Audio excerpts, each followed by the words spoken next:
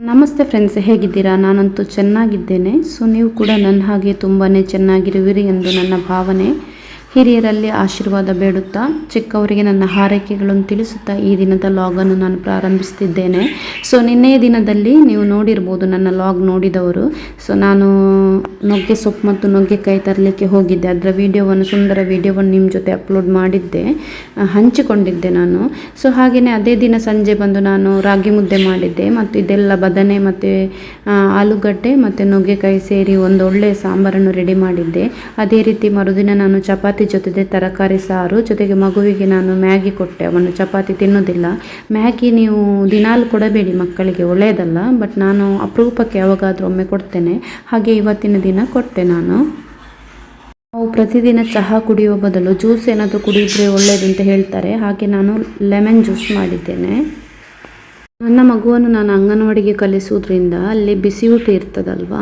So ಅಲ್ಲಿ ಬರೀ ಬೇಳೆ ಮಾತ್ರ ಬರುತ್ತಂತೆ, ಗೌರ್ಮೆಂಟಿಂದ ತರಕಾರಿ ಎಲ್ಲ ಬರೋದಿಲ್ಲಂತೆ. ಹಾಗೆ ಟೀಚರ್ ಹೇಳಿದರು, ಒಂದು ಟೊಮೆಟೊ, ಒಂದು ನೀರುಳ್ಳಿ ಆ ರೀತಿ ಏನಾದರೂ ತನ್ನಿ ಅಂತೇಳಿ.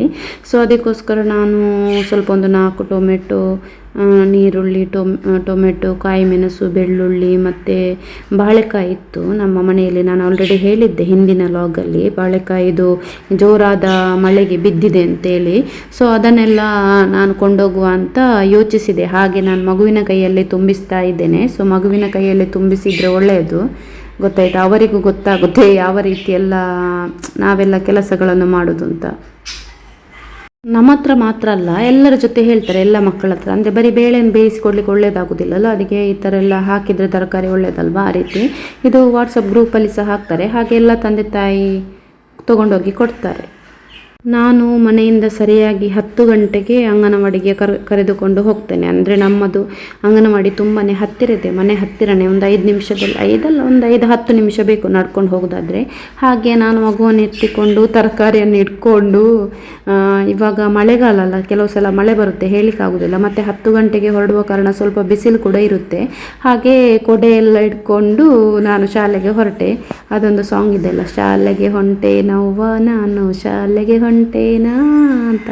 ಹಾಗೆ ನಮ್ಮ ಮಗು ನೋಡಿ ನಿಮಗೆ ಬಾಯ್ ಹೇಳ್ತಿದ್ದಾನೆ, ಓಕೆ ನಾನು ಶಾಲೆಗೆ ಹೋಗಿ ಬರ್ತೇನೆ ಅಂತ. ನಾನು ಹಿಂದಿನ ಲಾಗಲ್ಲಿ ತಿಳಿಸಿದಲ್ವ, ನಮ್ಮ ಎದುರುಗಡೆ ಸ್ವಲ್ಪ ನೀರೆಲ್ಲ ನಿಲ್ಲುತ್ತೆ ಅಂತ. ಅಲ್ಲಿಗೆ ನೋಡಿ ಇದು ಕೊಕ್ಕರೆಗಳು ಎಷ್ಟು ಬಂದಿದೆ ಅಂತ. ಬೆಳ್ಳಕ್ಕಿ ಅಂತ ಹೇಳ್ತಾರಲ್ವ. ನಾನು ಹಸ್ಬೆಂಡ್ ಹತ್ರ ಪೌಡರ್ ತರಲಿಕ್ಕೆ ಹೇಳಿದ್ದೆ, ಅವ್ರು ತರಲೇ ಇಲ್ಲ, ಗೊತ್ತಾಯ್ತು. ಅದಕ್ಕೋಸ್ಕರ ನಾನು ಈ ಐಬ್ರೋಸ್ಗೆಲ್ಲ ಕಾಡಿಗೆ ಹಾಕಲಿಲ್ಲ. ಅವನಿಗೆ ನನ್ನ ಹಾಗೆಯೇ ಬಂದಿದೆ, ಸ್ವಲ್ಪ ಐಬ್ರೋಸ್ ಎಲ್ಲ ಕಡಿಮೆ ಬಂದಿದೆ. ನನಗೂ ಬೇಸರ ಇದೆ, ಅದಕ್ಕೆ ನಾನು ಕಾಡಿಗೆಲ್ಲ ಹಚ್ಚೋದು. ಮತ್ತು ಹಣೆಗೆ ಬೊಟ್ಟೆಲ್ಲ ಇಡ್ತೇನೆ ನಾರ್ಮಲ್ ಆಗಿ. ನಾನು ನೆಕ್ಸ್ಟ್ ಶಾಲೆಗೆ ಮಗುವನ್ನು ಬಿಟ್ಟು ಬಂದು ಒಂದು ಅಂಗಡಿ ಹತ್ರ ಹೋಗಿದ್ದೆ. ಅಲ್ಲಿ ಬರುವಾಗ ನೋಡಿ ನೆಲನೆಲ್ಲಿ ಇತ್ತು. ನೆಲನೆಲ್ಲಿ ಗೊತ್ತಾಯ್ತಾ ಏನು ಅಂತ ಹೇಳ್ತಾರೆ ಅದಕ್ಕೆ? ಭೂನೆಲ್ಲಿ ಅಂತ ಹೇಳ್ತಾರೆ. ಇದರ ಕಷಾಯ ಎಲ್ಲ ಮಾಡಿ ಕುಡಿದ್ರೆ ಆರೋಗ್ಯಕ್ಕೆಲ್ಲ ಒಳ್ಳೆಯದು. ಹಾಗೆ ನಾನು ಅದನ್ನು ನೋಡಿದೆ. ಸೊ ಅದನ್ನು ಸ್ವಲ್ಪ ಕಿತ್ಕೊಂಡು ತರುವ ಅಂತ ಅನಿಸಿತು. ಎಲ್ಲರ ಮನೆಯಲ್ಲಿ ಸಹ ಬೆಳೆಯುತ್ತೆ. ನಾನು ರೋಡಲ್ಲಿ ಬರುವಾಗ ಅದು ರೋಡ್ ಸೈಡಲ್ಲಿ ಇತ್ತು, ತುಂಬ ದೊಡ್ಡದಿತ್ತು. ನಮ್ಮ ಮನೆ ಹತ್ರ ಇದೆ, ಮೊನ್ನೆ ಹುಲ್ಲೆಲ್ಲ ತೆಗೆಯುವಾಗ ಎಲ್ಲ ಹೋಗಿದೆ. ಅದಕ್ಕೋಸ್ಕರ ಇದು ಸ್ವಲ್ಪ ದೊಡ್ಡ ಇತ್ತು ಅಂತ, ಓಕೆ ತರೋಣ ಅಂತೇಳಿ. ಅಂದರೆ ವರ್ಷದಲ್ಲಿ ಒಂದ್ಸಲ ಆದರೂ ಕುಡಿಯುವ ಅಪರೂಪಕ್ಕಾದ್ರು ಅಂತೇಳಿ ತರೋಣ ಅಂತೇಳಿ ಯೋಚಿಸಿ ತಂದೆ. ನೋಡಿ ಈ ರೀತಿ ನೋಡಿ ಬದುಗಳಲ್ಲೆಲ್ಲ ಇರ್ತದೆ. ಸೊ ನೋಡಿ ಕೀಳೋದು ತುಂಬ ಸುಲಭ. ಅದು ಏನು ಬೇರೇನು ತುಂಬ ಡೀಪಾಗಿ ಒಳಗಡೆ ಹೋಗಿರೋದಿಲ್ಲ, ಮೇಲ್ಗಡೆ ಇರುತ್ತೆ. ನೋಡಿ ನಾನು ಹೇಗೆ ಕೈಯಲ್ಲಿ ನೋಡಿ ಜಸ್ಟ್ ಈ ಥರ ಎಳೆದ್ರೇ ಬರುತ್ತೆ. ಈಗ ಮಳೆ ಬಂದು ಮಣ್ಣು ಸಹ ಮೃದುವಾಗಿದೆ ಅಲ್ಲ, ಅದಕ್ಕೋಸ್ಕರ ಸುಲಭವಾಗಿ ಬರ್ತದೆ. ನೋಡಿ ನನ್ನ ಕೈಯಲ್ಲಿ ಹೇಗೆ ಬಂತು. ಇದು ಚಿಕ್ಕ ಕಿತ್ತಿದ್ದೇನೆ, ಇನ್ನು ಸ್ವಲ್ಪ ದೊಡ್ಡದು ಸಹ ಕಿತ್ತಿದ್ದೇನೆ. ಬೇರು ಸಮೇತ ಕಿತ್ತು ತಂದಿದ್ದೇನೆ. ಇದು ಸ್ವಲ್ಪ ಎಳೆದ್ರೆ ಸಹ ಬರುತ್ತೆ, ಓಕೆ. ಕಿಡ್ನಿ ಪ್ರಾಬ್ಲಮ್ ಎಲ್ಲ ಇದ್ದವರು ಬಳಸ್ಬೋದು. ನಾನಿವತ್ತು ಹೇಳಲಿಕ್ಕೆ ಹೊರಟಿರುವ ಗಿಡದ ಹೆಸರು ನೆಲನೆಲ್ಲಿ. ಇದು ಕಳೆಗಿಡವಾಗಿ ಬೆಳೆದರೂ ಕೂಡ ನಮ್ಮ ದೇಹದಲ್ಲಿ ಆಗುವಂತ ಕೆಲವೊಂದು ಹಲವಾರು ರೀತಿಯ ರೋಗ ರುಜಿನಗಳನ್ನು ಬುಡ ಸಮೇತ ಕಿತ್ತು ಹಾಕುವಂತ ಒಂದು ಎಂತ ಹೇಳ್ತಾರೆ, ಆರೋಗ್ಯ ವೃದ್ಧಿಯನ್ನು ಇದು ಹೊಂದಿದೆ. ಸೊ ಇದಕ್ಕೆ ಇದು ಮಳೆಗಾಲದಲ್ಲಿ ಮಾತ್ರ ಬೆಳೀತದೆ. ನಮ್ಮ ಮನೆ ಅಂಗಳದಲ್ಲಿ ಅಥವಾ ಗದ್ದೆಗಳಲ್ಲಿ ಅಥವಾ ತೋಟಗಳಲ್ಲಿ ಇದು ಸಾಮಾನ್ಯವಾಗಿ ತನ್ನಷ್ಟಕ್ಕೆ ತಾನೇ ಬೆಳೀತದೆ. ಇದನ್ನು ನಾವು ಕನ್ನಡದಲ್ಲಿ ನೆಲನೆಲ್ಲಿ ಅಥವಾ ಭೂನೆಲ್ಲಿ ಅಥವಾ ಕಿರುನೆಲ್ಲಿ ಅಂತ ಕರಿತೇವೆ. ಸೊ ಇದರ ಎಲೆ ನೋಡಿ ನೆಲ್ಲಿಕಾಯಿ ಎಲೆಯ ತರನೇ ಇದೆ. ಮತ್ತು ಇದರಲ್ಲಿ ನೆಲ್ಲಿಕಾಯಿ ತರ ಚಿಕ್ಕ ಸಾಸಿವೆ ಗಾತ್ರದಷ್ಟು ನೆಲ್ಲಿಕಾಯಿ ತರ ಚಿಕ್ಕ ಕಾಯಿ ಆಗುತ್ತೆ. ಸೊ ಅದಕ್ಕೋಸ್ಕರ ಇದನ್ನು ನಾವು ನೆಲನೆಲ್ಲಿ ಅಂತ ಕರೀತೇವೆ. ಸೊ ಇದರಲ್ಲಿ ಹಲವಾರು ರೋಗ ರುಜಿನಗಳನ್ನು ತಡೆಗಟ್ಟುವಂತ ಔಷಧೀಯ ಗುಣ ಇದೆ. ಸೊ ಯಾವುದೆಲ್ಲ ಅಂತ ನೋಡೋಣ. ಡೆಂಗ್ಯೂ, ಚಿಕನ್ ಗುನ್ಯಾ, ಮಲೇರಿಯಾ ಆ ತರ ಎಲ್ಲ ರೋಗ ಬಂದಾಗ ಸೊ ಇದರ ಕಷಾಯವನ್ನು ಕುಡಿದ್ರೆ ರೋಗ ನಿರೋಧಕ ಶಕ್ತಿ ಅನ್ನೋದು ಹೆಚ್ಚುತ್ತದೆ. ಮತ್ತೆ ಯಕೃತ್ತಿನ ಸಮಸ್ಯೆ ಬರುತ್ತಲ್ಲ, ಸೊ ಯಕೃತಿಯಲ್ಲಿ ಏನಾದ್ರೂ ಹುಣ್ಣುಗಳು ಅದು ಇದೆಲ್ಲ ಆದ್ರೆ ಅದನ್ನು ಸಹ ಇದು ನಿವಾರಣೆ ಮಾಡ್ತದೆ. ಸೊ ಇದನ್ನು ಸ್ಟೋನ್ ಬ್ರೇಕರ್ ಅಂತ ಹೇಳ್ತಾರೆ. ಅಂದ್ರೆ ಎಂತ ಹೇಳ್ತಾರೆ, ಕಲ್ಲಾಗುತ್ತೆ ಅಂತ ಹೇಳ್ತಾರಲ್ಲ, ಮೂತ್ರಪಿಂಡದಲ್ಲಿ ಕಲ್ಲಾಯ್ತು, ಮೂತ್ರಕೋಶದಲ್ಲಿ ಕಲ್ಲಾಯ್ತು ಅಂತ. ಸೊ ಅದನ್ನೆಲ್ಲ ನಿವಾರಣೆ ಮಾಡ್ಲಿಕ್ಕೆ ಇದ್ರ ಕಷಾಯವನ್ನು ಕುಡಿದ್ರೆ ನಿವಾರಣೆ ಆಗ್ತದೆ. ಮತ್ತೆ ಜೀರ್ಣ ಶಕ್ತಿಯನ್ನು ವೃದ್ಧಿಸ್ತದೆ. ಮತ್ತು ಚಿಕ್ಕ ಮಕ್ಕಳಲ್ಲಿ ಆಗಿ ದೊಡ್ಡವರಲ್ಲಾಗಿ ನಮ್ಗೆ ಇದು ಹುಳ ಬರುತ್ತಲ್ಲ, ಜಂತು ಹುಳದ ಸಮಸ್ಯೆ ನೋಡಿ, ಅದು ಸಮಸ್ಯೆ ಸಹ ಇದು ನಿವಾರಣೆ. ಇನ್ನು ಇದ್ರದ್ದು ತುಂಬಾ ಎಂತ ಹೇಳ್ತಾರೆ, ತುಂಬಾ ಪ್ರಯೋಜನಕಾರಿ ಆಗಿದೆ ಇದೆಲ್ಲ. ಇನ್ನು ಹಲವಾರು ಔಷಧೀಯ ಗುಣಗಳು ಇದೆ. ಹೇಗೆ ಕಷಾಯ ಮಾಡೋದು ಅಂತ ಹೇಳಿದ್ರೆ, ಇದು ಎಲೆ ಮತ್ತು ಬೇರು ಸಮೇತ ಉಂಟಲ್ಲ, ಸೊ ಇದನ್ನು ಚಿಕ್ಕ ಚಿಕ್ಕ ಕಟ್ ಮಾಡಿ ಒಂದು ಗ್ಲಾಸಲ್ಲಿ ನೀರು ಹಾಕಿ ಅದಕ್ಕೆ ಸ್ವಲ್ಪ ಜೀರಿಗೆ ಹಾಕಿ ಇದನ್ನು ಹಾಕಿ ಕಟ್ ಮಾಡಿ ಮತ್ತೆ ಕುದಿಸಿ ಕುಡಿಬಹುದು. ಹಾಗೇನೆ ಬೇಕಿದ್ರೆ ನೀವು ಸಕ್ಕರೆ ಸಹ ಸೇರಿಸಬಹುದು, ಇಲ್ಲದ್ರೆ ಹಾಲು ಕೂಡ ಸೇರಿಸಿ ಆ ರೀತಿ ಕುಡಿಬಹುದು. ಹಸಿ ಕೂಡ ತಿನ್ಬಹುದು, ಹಸಿ ಕೂಡ ಕುಡಿಬಹುದು. ಈ ರೀತಿಯಾಗಿ ನೋಡಿ, ಮಳೆಗಾಲದಲ್ಲಿ ಮಾತ್ರ ಆಗುದು, ವರ್ಷದಲ್ಲಿ ಒಂದು 4-5 ಸಲ ಆದ್ರೂ ಮಾಡಿಕೊಂಡು ಕುಡಿಯಿರಿ. ಮತ್ತೆ ಬೇಸಿಗೆ ಕಾಲದಲ್ಲೆಲ್ಲ ಸಿಗುದಿಲ್ಲ. ಓಕೆ, ಇಲ್ಲಿ ನಾನು ಹೊಸ ಕುಕ್ಕರನ್ನು ಬಳಸಿದ್ದೇನೆ. ಅವತ್ತೇ ಹೇಳಿದ್ನಲ್ಲ ಚಿಕ್ಕ ಕುಕ್ಕರ್ ಬಂದಿದೆ ಅಂತ, ಇದಕ್ಕಿಂತ ಮೊದಲಿನ ವಿಡಿಯೋದಲ್ಲಿ ಹೇಳಿದೆ. ಅಲ್ಲಿ 1 ಗ್ಲಾಸ್ ನೀರನ್ನು ಹಾಕಿದ್ದೇನೆ ನಾನು. ಒಂದು ಅರ್ಧ ಸ್ಪೂನಿನಷ್ಟು ಜೀರಿಗೆಯನ್ನು ಸೇರಿಸಿದ್ದೇನೆ. ನೆಕ್ಸ್ಟ್ ನೋಡಿ, ಒಂದು ನೆಲ್ಲಿ ಗಿಡವನ್ನು ಬೇರು ಸಮೇತ ಈ ರೀತಿ ಕತ್ತರಿಯಲ್ಲಿ ಕಟ್ ಮಾಡಿ ಹಾಕ್ತಾ ಇದ್ದೇನೆ. ಇಲ್ಲಿ ನಾನು ನೀರು ಕಡಿಮೆ ಆಗಿದೆ, ಗಿಡ ಜಾಸ್ತಿ ಆಗಿದೆ, ಈ ರೀತಿ ಮಾಡಬೇಡಿ. ಓಕೆ, ನೀರು ಜಾಸ್ತಿ ಇಡಿ, ಪಾತ್ರೆಯಲ್ಲಿ ಬೇಯಿಸಿ ಮನೆಯವರಿಗೆ ಎಲ್ಲರಿಗೂ ಸಾಕಾಗುವ ಹಾಗೆ.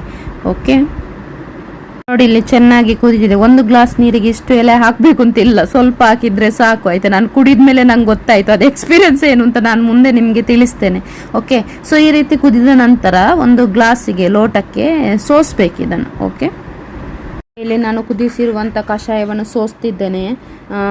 ಇಲ್ಲಿ ಪ್ಲಾಸ್ಟಿಕ್ ಸೋಸರ್ ಯೂಸ್ ಮಾಡಿದ್ದೇನೆ, ನೀವು ಸ್ಟೀಲಿದು ಸಹ ಯೂಸ್ ಮಾಡ್ಬೋದು, ಪ್ಲಾಸ್ಟಿಕ್ ಬಳಸಬಾರ್ದು ಅಂತ ಹೇಳ್ತಾರಲ್ವ, ಅದಕ್ಕೋಸ್ಕರ. 1 ಗ್ಲಾಸ್ ಲೋಟ ಕುದಿದ ನಂತರ 1/4 ಗ್ಲಾಸ್ ಆಗಿದೆ. ಫ್ರೆಂಡ್ಸ್, ಪ್ರಾಮಿಸ್ ಆಗಲಿ ಹೇಳ್ತೇನೆ, ಇದು ಒಂಥರ ವಾಮಿಟ್ ಬಂದಾಗೆ ಮತ್ತು ಕಹಿ ಆಗಿತ್ತು. ಅಂದರೆ ನಾನು ಆಲ್ರೆಡಿ ಹೇಳಿದ್ದಲ್ಲ, ಅದಕ್ಕೆ ನಾನು ಒಂದು 4-5-6 ಲೋಟ ನೀರು ಹಾಕಿ ಅಷ್ಟು ಹಾಕಬೇಕಿತ್ತು. ಇದು ಜಾಸ್ತಿ ಎಲೆ ಆಗಿತ್ತು ಮತ್ತು ಕಡಿಮೆ ನೀರಾಗಿತ್ತು, ಅದಕ್ಕೋಸ್ಕರ ಇದು ಒಂಥರ ತುಂಬಾ ಕಹಿ ಆಗಿತ್ತು. ನೀವು ಬೇಯಿಸುವಾಗ ಸ್ವಲ್ಪ ಬೆಲ್ಲ ಅಥವಾ ಸಕ್ಕರೆ ಅಥವಾ ಕಲ್ಸಕ್ಕರೆ ಈ ರೀತಿ ಸೇರಿಸಿ ಕುಡೀರಿ, ಇಲ್ಲದಿದ್ದರೆ ಜಾಸ್ತಿ ನೀರು ಹಾಕಿ. ತುಂಬ ಕಹಿ ಆಗಿತ್ತು ನಾನು ಮಾಡಿದ್ದು, ಮೊದಲನೇ ಸಲ ಮಾಡಿದ್ದು. ಕಷಾಯ ಅಂದರೆ ಕಹಿ ಇದ್ದೇ ಇರುತ್ತೆ, ಮದ್ದು ಅಂದಮೇಲೆ ಎಲ್ಲನೂ ಕಹಿ ಇರುತ್ತೆ, ಹಾಗೆ ಕುಡಿಯಲಿಕ್ಕೆ ಆಗುವವರು ಕುಡೀರಿ. ಓಕೆ, ಇಲ್ಲಿ ನಾನು ನನ್ನ ಮಗುವನ್ನು ನಾನು ಅಂಗನವಾಡಿಗೆ ಕರ್ಕೊಂಡು ಹೋಗ್ತೇನೆ ಅಂತ ಹೇಳಿದ್ನಲ್ವ, ಅದೇ ಅಂಗನವಾಡಿ ನೋಡಿ, ರೋಡ್ ಸೈಡೇ ಇದೆ.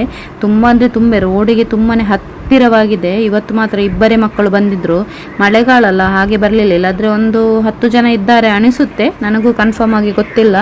ಒಳ್ಳೆಯದು ಅಂಗನವಾಡಿ, ಟೀಚರ್ ಮತ್ತು ಹೆಲ್ಪರ್ ಒಳ್ಳೆ ಇದ್ದಾರೆ. ಇದಂತ ಹೇಳಿದರೆ ಮೊದಲು ಶಾಲೆ ಆಗಿತ್ತಂತೆ, ಎಷ್ಟನೇ 8ನೇ ಕ್ಲಾಸ್ ತನಕವೇನೋ 7ನೇ ಕ್ಲಾಸ್ ತನಕ ಇತ್ತು ಅನಿಸುತ್ತೆ, ಶಾಲೆ ಇತ್ತಂತೆ. ಹಾಗೆ ಅದು ಹಳೆಯದು ಬಿಲ್ಡಿಂಗ್, ಗೊತ್ತಾಯ್ತಾ, ಇದೇನು ಹೊಸ ಅಂಗನವಾಡಿ ಅಲ್ಲ, ಹಳೆಯ ಬಿಲ್ಡಿಂಗ್. ಹಳೆಯದಂದರೆ ತುಂಬ ಹಳೆಯದು. ನನ್ನ ಹಸ್ಬೆಂಡ್ ಸಹ ಇಲ್ಲಿ ಶಾಲೆಗೆ ಹೋಗಿದ್ರಂತೆ, ಹಸ್ಬೆಂಡ್ ಶಾಲೆಗೆ ಹೋಗಿರುವಂಥ ಶಾಲೆ ಇದು, ಗೊತ್ತಾಯ್ತಾ. ಅದು ಬಿಲ್ಡಿಂಗ್ ಹಾಗೆ ಸ್ವಲ್ಪ ಹಳೆಯದಾಗಿ ಇದೆ, ಚೆನ್ನಾಗಿದೆ. ನಮ್ಮ ಮಕ್ಕಳಿಗೆ ಶಾಲೆದು ಬಿಲ್ಡಿಂಗ್ ಇಂಪಾರ್ಟೆಂಟ್ ಅಲ್ಲ, ಶಾಲೆಯ ವಾತಾವರಣ ಪ್ಲಸ್ ಶಾಲೆಯಲ್ಲಿ ಕಲಿಸುವ ಟೀಚರ್ ಇವರು ಇಂಪಾರ್ಟೆಂಟ್ ಅಂತ ನನ್ನ ಅನಿಸಿಕೆ. ಹಾಗೆ ಸೋರುತ್ತೆ, ಮತ್ತು ಹೊಸತಕ್ಕೆ ಏನೋ ಜಾಗ ಇಲ್ಲಂತೆ, ಹಾಗೆ ಅದೆಲ್ಲ ರೂಲ್ಸ್ ಇರುತ್ತಲ್ಲ ಗೌರ್ಮೆಂಟ್, ಇದೆಲ್ಲ ಗೌರ್ಮೆಂಟ್ ಕಟ್ಟಿ ಕೊಡ್ತಾರೆ, ಜಾಗ ಎಲ್ಲ ಕೊಡಬೇಕು. ಹಾಗೆ ನಾನೊಂದು ಚಿಕ್ಕದಾಗಿ ಒಂದು ಚಿಕ್ಕ ತುಣುಕನ್ನು ನಿಮಗೊಂದು ವಿಡಿಯೋದ ಮೂಲಕ ಶೇರ್ ಮಾಡಿದ್ದೇನೆ ಅಷ್ಟೇ. ಹೇಗಿದೆ ನಾನು ಮಗುವನ ಅಂಗನವಾಡಿಗೆ ಬಿಡುವ ಅಂಗನವಾಡಿ ಅಂತೇಳಿ ಅಷ್ಟೇ, ನೀವು ಸಹ ನೋಡಿ ಅಂತ. ಇವತ್ತು ಅಂದರೆ ನಾನು ಅಂಗನವಾಡಿಗೆ 12 ಗಂಟೆಗೆ ಹೋಗಿದ್ದೆ ಮಗುವನ್ನು ಕರ್ಕೊಂಡು ಬರಲಿಕ್ಕೆ. ಸೊ ಏನಂದರೆ ಇವತ್ತು ಟೀಚರ್ ಇರಲಿಲ್ಲ, ಅವರು ಬೇರೆ ಕಡೆಗೆ ಅಂಗನವಾಡಿಗೆ ಹೋಗ್ತಾರಂತೆ. ಅಂದರೆ ಒಂದು ದಿನ ಅಲ್ಲಿ ಅಂತೆ, ಒಂದು ದಿನ ಇಲ್ಲಿ ಅಂತೆ, ಅಂದರೆ ಬೇರೆ ಕಡೆ ರಿಟೈರ್ಡ್ ಆಗಿದ್ದಂತೆ, ಅದಕ್ಕೋಸ್ಕರ. ಹಾಗೆ ಮತ್ತೆ ಒಂದು ಅದೇ ಊಟ ಕೊಡ್ತಾರಲ್ಲ 12:30 ಊಟ ಕೊಟ್ಟು ಮತ್ತೆ ಕರ್ಕೊಂಡು ಬಂದೆ. ಇವತ್ತು ಏನು ಸಜ್ಜಿಗೆ ಮಾಡಿದ್ರು, ಸಜ್ಜಿಗೆ ಅಂದರೆ ರೈಸಲ್ಲೇ ಉಪ್ಪಿಟ್ಟಂತೆ, ರೈಸಲ್ಲೇ ಮಾಡಿದ್ರು. ಸೊ ಒಳ್ಳೆಯದಾಗಿತ್ತು. ಸೊ ಮಗು ಬಿಟ್ಟದನ್ನು ಸ್ವಲ್ಪ ನಾನು ಸಹ ತಿಂದೆ.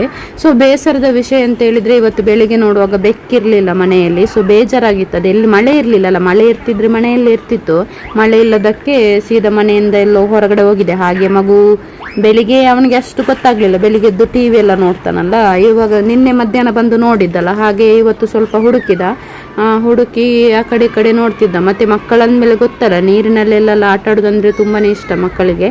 ಸೊ ಹಾಗೆ ಟ್ಯಾಪ್ ಹತ್ರ ಎಲ್ಲ ಹೋಗಿ ಸ್ವಲ್ಪ ಓಪನ್ ಮಾಡಲಿಕ್ಕೆ ನೋಡಿದ. ಇವಾಗ ಟೈಟ್ ಹಾಕ್ತೇವೆ, ಗಟ್ಟಿ ಹಾಕಿದ್ನ ಇದು ಲೂಸ್ ಹಾಕಿದ್ರೆ ಅವನೆಲ್ಲ ಅದನ್ನು ನೀರಲ್ಲೆಲ್ಲ ಆಟ ಆಡ್ತಾನೆ. ಹಾಗೆ ಬಿಸಿಲಲ್ವಾ, ಬಿಸಿಲಂತ ಹೇಳಿದ ಕಾರಣ ಶಾಲೆಯಿಂದ ಬಂದ ತಕ್ಷಣ ಸ್ಟಿಕ್ ಇತ್ತು. ಸೊ ಒಂದು ಸ್ಟಿಕ್ಕನ್ನು ನಾನು ಕೊಟ್ಟೆ ಮಗುವಿಗೆ. ಈ ಥರ ದಿನಾಲು ಐಸ್ ಕ್ರೀಮ್ ಕೊಡ್ಬೋದಿಲ್ವಾ ಗೊತ್ತಿಲ್ಲ ನನಗೆ. ನಾನು ಮನೆಯಲ್ಲಿದ್ದರೆ ಕೆಲವು ಸಲ ಅಪರೂಪಕ್ಕೆ ಕೊಡ್ತೇನೆ, ಮನೆಯಲ್ಲಿದ್ದರೆ ಮಗುವಿಗೆ ಕೊಡ್ತೇನೆ. ಇದು ಒಂದು ಹಾಲಿನ ಪದಾರ್ಥ ಅಲ್ವಾ, ಅದಕ್ಕೋಸ್ಕರ. ಮತ್ತು ಜೋರು ಮಳೆಯೆಲ್ಲ ಇದ್ದರೆ ಇದನ್ನೆಲ್ಲ ಕೊಡಬೇಡಿ, ಸ್ಟಿಕ್ ಅದು ಇದೆಲ್ಲ. ಮತ್ತು ಶೀತ ಎಲ್ಲ ಆಗಿ ಜ್ವರ ಅದು ಇದೆಲ್ಲ ಬಂದರೆ ಪ್ರಾಬ್ಲಮ್ ಆಗುತ್ತೆ.